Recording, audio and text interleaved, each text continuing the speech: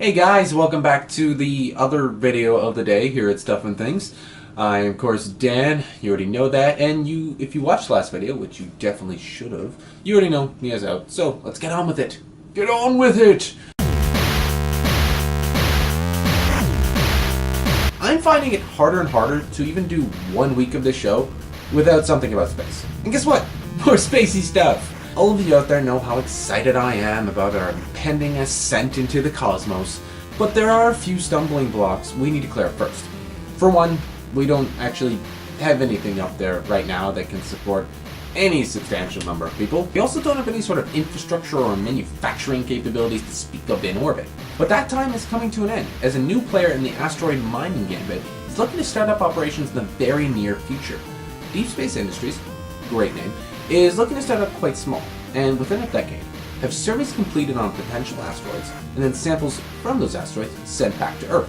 All the magic would begin in 2015, when small 55-pound vessels, called Fireflies, shiny, would be sent on one-way trips taking about 2 to 6 months. After they find some worthy candidates for the initial run, larger 60 to upwards 150-pound craft will be sent out on 2 to 4 year missions to get those samples back to Earth. What it looks like the company's trying to do is not only set up a bunch of mining operations every possible location around Earth, they're also looking to make some pit stops for other craft heading out farther into the solar system, like, let's say, craft heading to Mars. The facilities would be entirely self-sufficient, as they're looking at adapting 3D printing tech to use lasers to etch out parts in nickel. So we're looking at a fairly large initial cost. The first Fireflies would be about 20 mil a pop, but afterwards, everything going on is going to be produced with resources in the asteroids themselves. If this company takes off, this is it. This is the start of the biggest economic boom to ever happen in our history.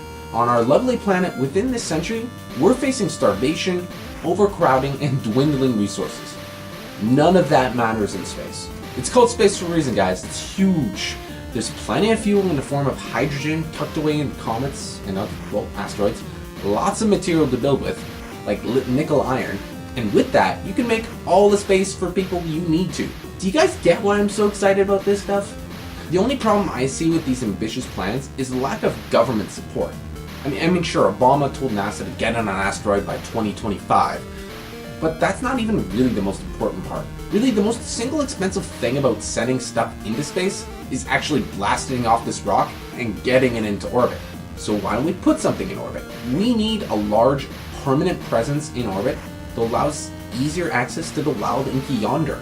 And if we're able to do that, it wouldn't just be one company, or that James Cameron one, competing for mining ops up there. It'd be dozens of companies, and that would enable us a new tech boom. We'd be expanding out into everything, and it'd be wonderful, and we would not die if something were drastic happened to this planet. So we need to do this, really. I don't see any other option. So, none at all. Get on it, guys.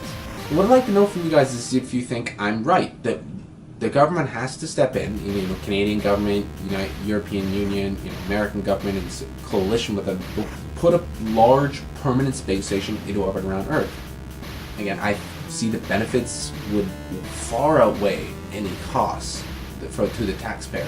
Again, we'd see everything, I don't know how many times over full. I'd really like to know your guys' opinion on that. It's something I feel is incredibly important to any future success in space. Let me know in the comments down below. And of course, like what you've seen, don't forget to hit the like and subscribe buttons wherever they happen to be. And I will see you next time on the Stuff and Things show. Hopefully, Mia will be present.